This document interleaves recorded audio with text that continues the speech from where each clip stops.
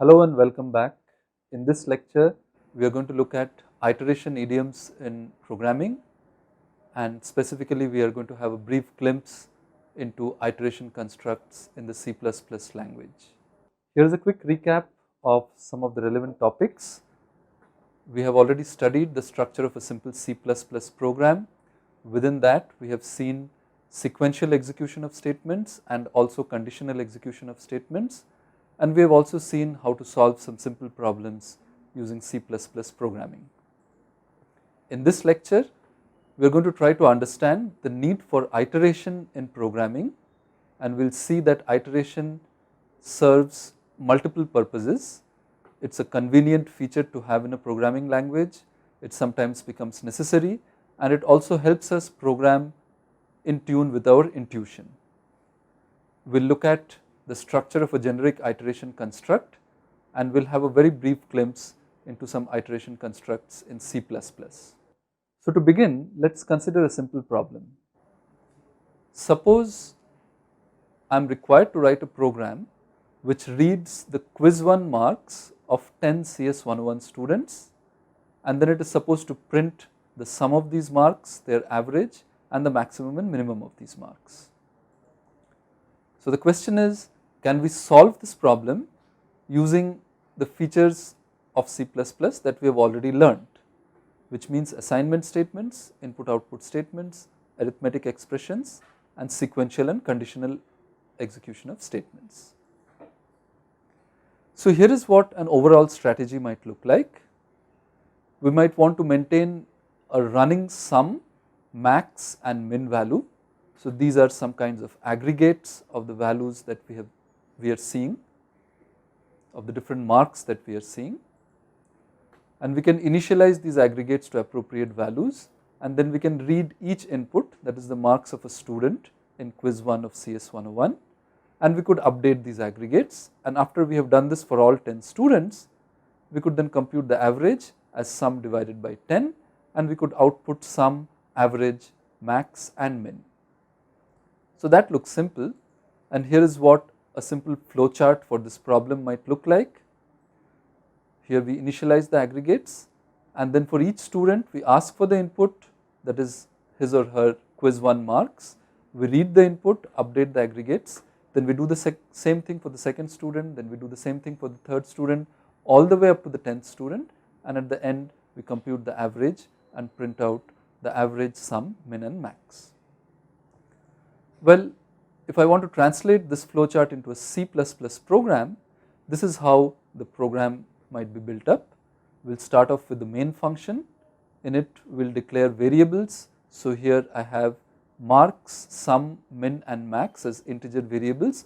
Let us assume for our purposes that all marks are integers. However, even if all marks are integers, the average could have a fractional part, so we declare average to be of float data type, and we initialize the aggregate sum and average to 0, and now we are going to write some further code which achieves the purpose that the problem requires us to do.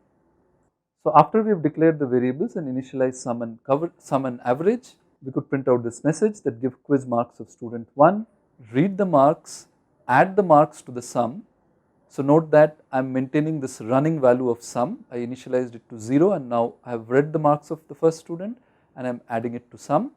And since this is the first student's marks, I could initialize min as well as max with marks itself, and then after I have read the marks of the first student and updated the aggregates, I could do this for the second student. I could ask for the quiz marks of the second student, read in the marks, again update sum. So this is the running sum which is accumulating the marks of all the students, and then for min and max I could use these conditional expressions which we have already studied in an earlier lecture to update the values of min and max.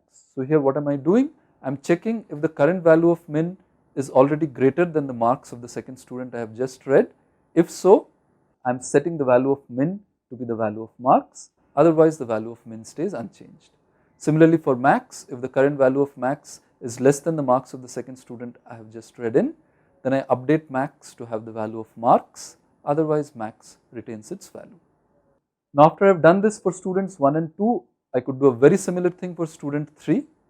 Note that almost all the statements are identical as we did for student 2, and after we have done this thing for all the students from the first student till the 10th student and updated the aggregates, then we could compute the average, which is sum divided by 10.0. Note that sum is an integer, 10.0 is a float, so therefore sum divided by 10.0 is a float, and that is assigned to this float variable. We could then print out the average, sum, min and max and return to the operating system with the return value 0. Now some observations with respect to this previous program are particularly interesting. First of all, almost the same instructions were repeated multiple times, and in particular this block of instructions, printing out give marks of student number such and such, reading in the marks, updating sum, updating min, updating max. This block of statements was executed as is for almost all the students. The only difference was for student 1 we updated min and max by directly assigning the value of marks to it.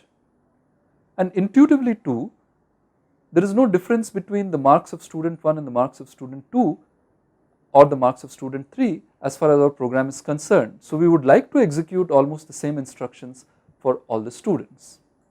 And now if I ask you that suppose I give you a construct in the programming language that allowed you to effectively say that repeat the following block of instructions a specified number of times, then could we write a less repetitive program to achieve the same purpose but without having to write the same set of instructions for every student's marks that we are reading in.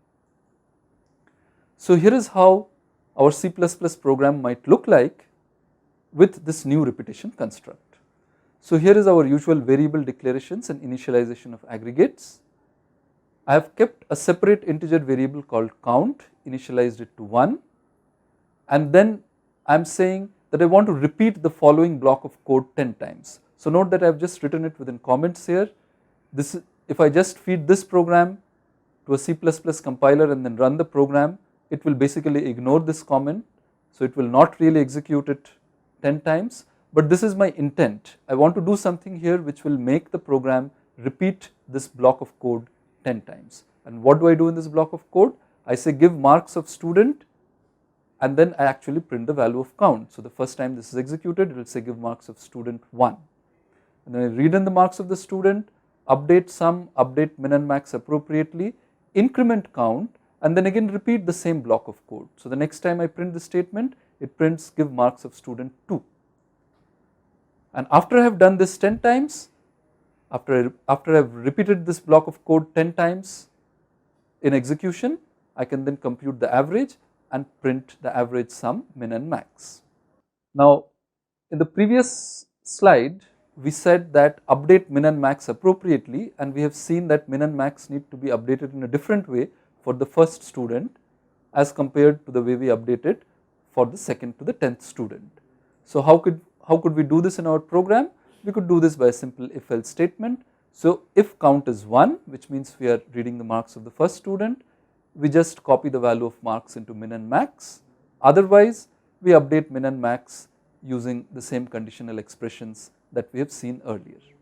What is this incrementing of the count doing over here? What purpose does it serve? For the time being, the only purpose it seems to serve is when I am saying give marks of student, so it says whether it is marks of student 1 or marks of student 2 and so on. So if we look at this C++ program in which we have not yet indicated the exact construct that will allow us to repeat this block of code 10 times, but we have just indicated our intent through this comment. Now if we could actually make this block of code repeat 10 times without writing it out 10 times, then this code would be much less repetitive and much closer to our intuition than the previous code where we made 10 copies of these statements. Why is it closer to our intuition? Because we have just written down the statements that we want to execute for each of the 10 students, and then we are just saying repeat this 10 times. Yet in this case the original problem could have been solved, and we have just seen how we could solve it without the repetition construct or the iteration construct, which means that in this case the repetition construct is handy, it gives us convenience, it allows us to write the program closer to our intuition, but it is not absolutely necessary. We will soon see a situation where the repetition construct becomes absolutely necessary. Now talking about repetition, Repetition in programming is actually not a very desirable thing.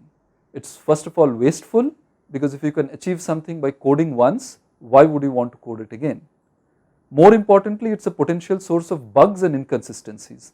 Consider our original program where we had 10 copies of the sequence of instructions, once for each student. Suppose as an afterthought we wanted to say thank you after each marks is read. What would we have to do? We'll have to write cout less than thank you at 10 different places. And what if in this process we made a mistake and typed in some different string at one place?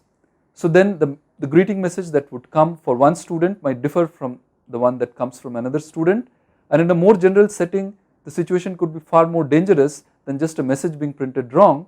You could perform one calculation for one student and a completely different calculation for another student, resulting in some wrong averages being printed out finally. In addition, when you write large pieces of code and if you have a lot of repetition, managing that code, maintaining that code becomes difficult, because a small change in a replicated code requires you to replicate this change at several places, and this is a recipe for introducing bugs and inconsistencies in large pieces of code. So as a general rule of thumb, we should reuse as much code as possible, avoid repetitions consciously, and the iteration construct in a programming language allows us to do this. Now in the previous case we said that we could solve the problem that we were given to solve without using the iteration construct, but the iteration construct gave us some convenience. Now suppose I told you that instead of repeating this block of code 10 times, it has to be repeated n times where n is user specified. We want to aggregate the marks of n students. Now clearly in this case we would not know what n is when writing the program, and therefore we cannot make n copies of this where n is unspecified when we are writing the program. So in this case repetition or iteration becomes necessary and the problem cannot be solved without this. So how might we write our program to solve this problem? We might want to say that first give the number of students in CS101. So I have declared another integer variable called num students, and then I could read in the value of this number of students in CS101, and then I have this counter which is initialized to 1, and then I could say repeat the following block of code while the value of this counter is less than or equal to number of students, and of course the counter is incremented every time I repeat this block of statements. So the point to note here is that instead of saying repeat the code 10 times, a predetermined number of times, I am saying repeat it as long as a logical condition is satisfied. In this case count less than or equal to number of students. And this incrementing of the counter is now very important because it affects the logical condition for terminating the loop. So in general, an iteration construct looks like this. There is a part of the program before iteration, then there is a part where you initialize values that are going to be used in your iterative construct, and then you iterate or repeat as long as a logical condition stays true. And what do you iterate? You basically execute a block of statements, and you could optionally have some instructions to execute at the end of every iteration. Of course we could treat this whole thing as one block of statements, and after your iteration or repetition is completed, when this logical condition becomes false, you come out of this iteration construct and you execute the remainder part of the program. So if I just look at this part where things are iterating, this whole thing is also sometimes called a loop. This logical condition is called a loop condition, and this block of statements along with the optional instructions executed at the end of every iteration are called the loop body. In C++, we have three different iteration constructs: while, do, and for. In each case we specify the loop condition and the block of statements to iterate over, but it's just that they are done in three different ways. In the for loop case, we can also put some initialization code and the code to execute after each iteration as part of the for loop construction. We will see details of these in the next few lectures. So in summary, we looked at iteration idioms in programming.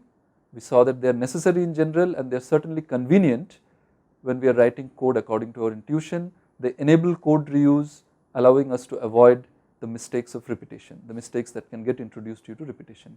We also got a glimpse of iteration constructs in C++. Thank you.